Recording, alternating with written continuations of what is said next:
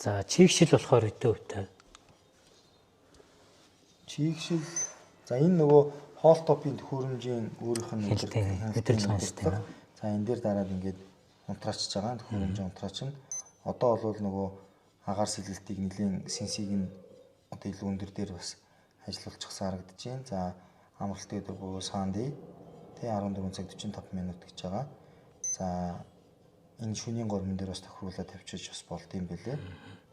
За тэгээд return air нь 17 градус тий output air нь хасах 3 гэж гаднаас орж иж байгаагаар нь бол хасах 3-та байна. За түгээж байгаа fresh air нь бол 7 градустайг түгээж байгаа гэдэг. Одоо хасах 3-ыг 7 болгож нөгөө гэрээс гарч байгаа агаар маань агаараар ингээд зүрүүгээр нь бүлэс гэж оруулж ирсэн буюу энэ одоо түгээж байгаа агаар нь 7 градус гэж түгээж байгаа гэсэн үг байна.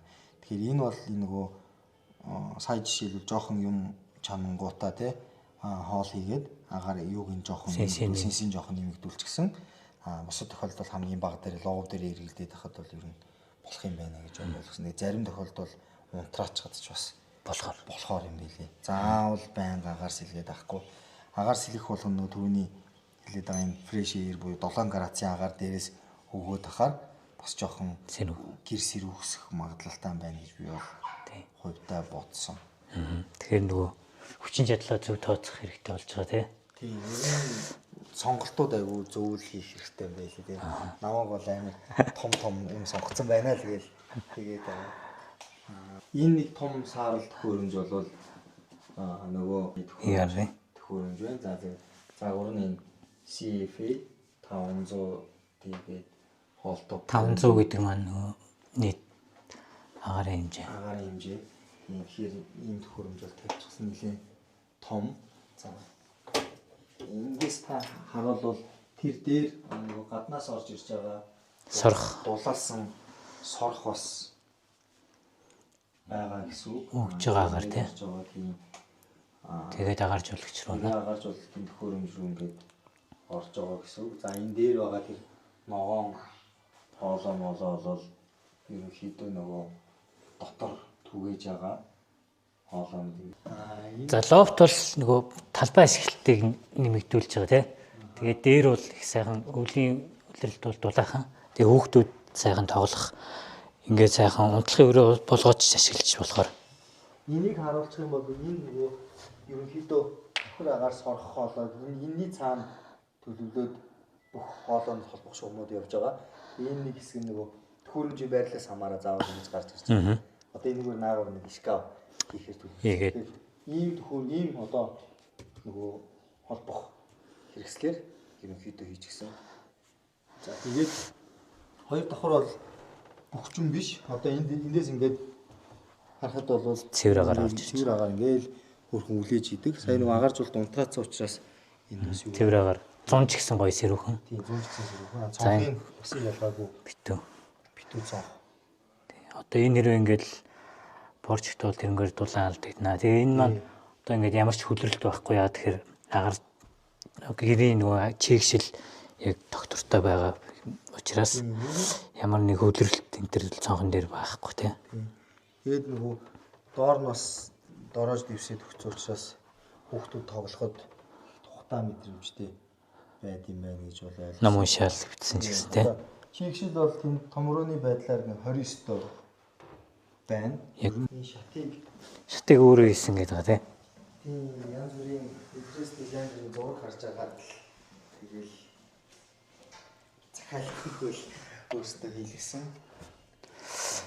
За агааржуулалтын хувьд болохоор бид тэр төрсээр нь агааржуулалтынхаа төхөөрөмжийг үзүүлчин. Тэгээд агааржуулалт ашигладаг хаус тэгээд ихэнх одоо нөгөө барьсан хаусууд маань нөгөө агааржуулалтгүй хийцэн.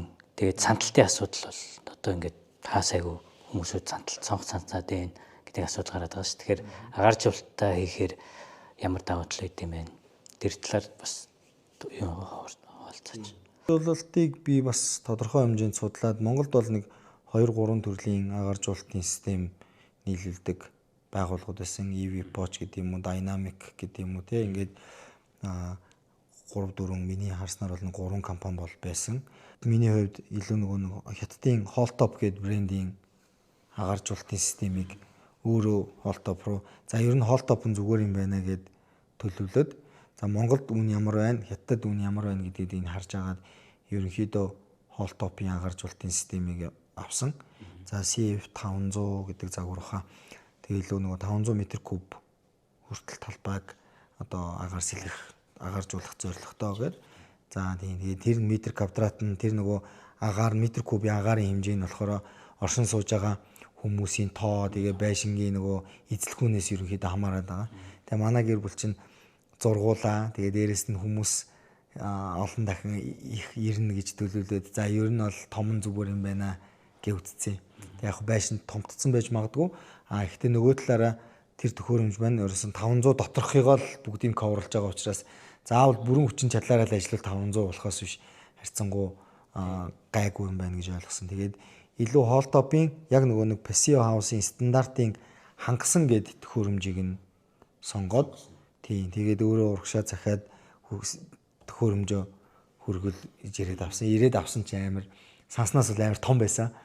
Айгу өндөр дээшээгээ метрийн өндөртөө тэгээд нилийн тийм том дөрвөлжин одоо авдар шиг баг авдар босгоо тавьцсан авдар шиг тийм том төхөөрөмж ирсэн. Тэгээ нөгөөхөө хаана байрлуулах вэ гэдэг нэг тийм бодол асуудал бас тулгард юм байлээ. Тийм агаржуулалтын холбох хэрэгслийг болохоор би нөгөө Eco Building дотор EVPOG-ийн холбох хэрэгслүүдийг ер нь авсан.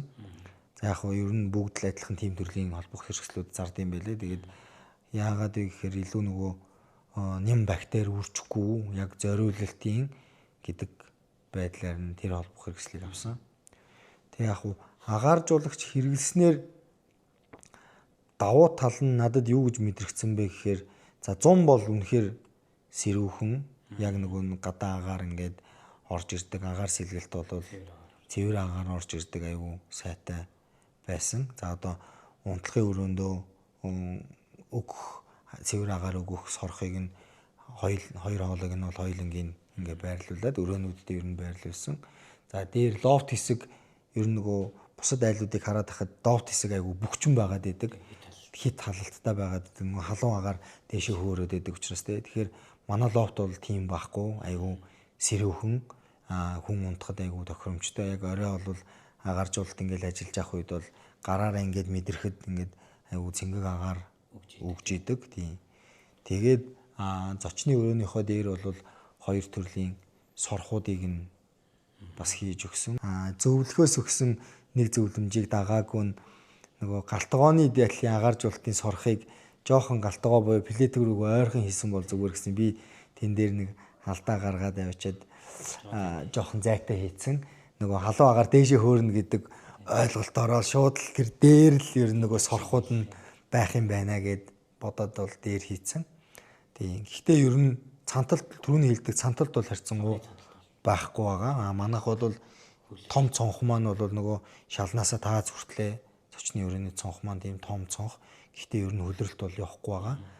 Тэгээд мах чанах ч гэдэм үү хоол хийх үедээ агааржуулалтынхаа системийг арай жоохон хүчтэй дээр нь ажиллуулж хад болвол харьцангуй дороо цэвэрлэл гараа явцдаг.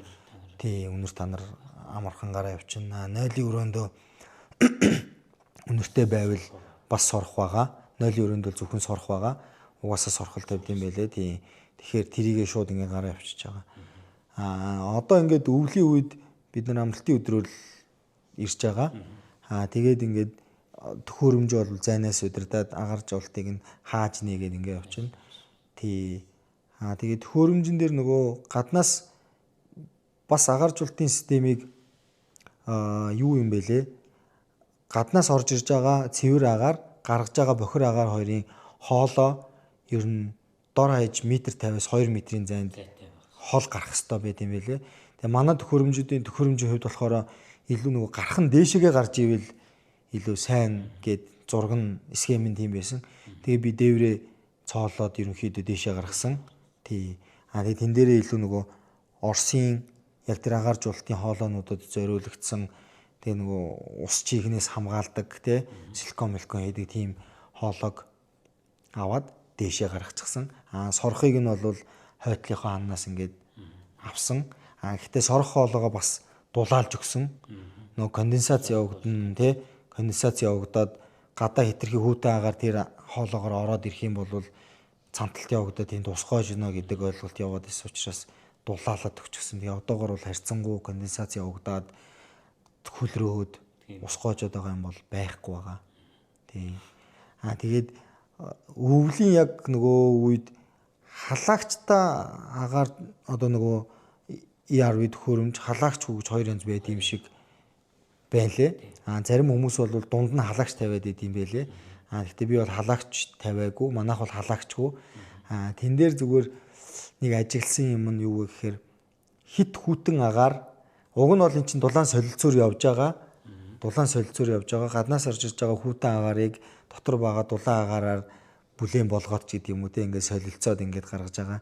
Гэхдээ бас хүүтэн л одоо шөнийн цагаар бол одоо хасах 30 мөч те 30 гараад ингээд явж байгаа. Тэр үед бол бас жоохон хүүтэн агаар орж ирээд ээж магадгүй юм шиг надад бол санагдсан. Тэгэхээр энэ агааржуулалтын системийг яг ямар давтамжтай ажилуулах вэ? Хизээ өдөрт хэдэн удаа системээ ажилуулж яаж сэлгэх вэ гэдэг нь бас айгүй чухал юм шиг бол санагдаад байгаа. Тэрэн дээр яг нөгөө миний бодлоор хүчин чадлын нэг сонголтын дээр жоохон алдаа гарцсан байж байгаа. Яг нөгөө манай бидний нөгөө тооцоогоор болохоор 6 ам бүлтэйгээд тэгэхээр нэг хүндээ 30 м куб гэж бодохоор ер нь бол 180 м куб хүчин чадалтай байхад бол хангалттай байхаар байсан. Гэтэл нөгөө нэг яг чи нөгөө зочин 91 гэдэг дутаараа арай жоохон том авцсан. Тэнгууд тийм тэнгууд чи нөгөө тэр орж ирж байгаа агаар чинь илүү эзлэх хүнтэй агаар орж ирж байгаа нөгөө хүчин чадлаараа. Тэнгууд та хэдээс гарч байгаа нөгөө байрнаас гарч байгаа агаар маань тоо хэмжээнд бага учраас нөгөө орж ирж байгаагаа бүлээн болгож дийлэхгүй байна уу гэсэн тийм бодол байна. Тэгэхээр нөгөө тооцоон дээрээсээ сайн тооцоогоо сайн игээ тооцооноос толгуурлаад нөгөө хүчин чадлаа сонгохгүй бол ийм жоохон зөрүү гарч байгаа байж магадгүй гэж бодож байна. Тийм таамаглаж байна.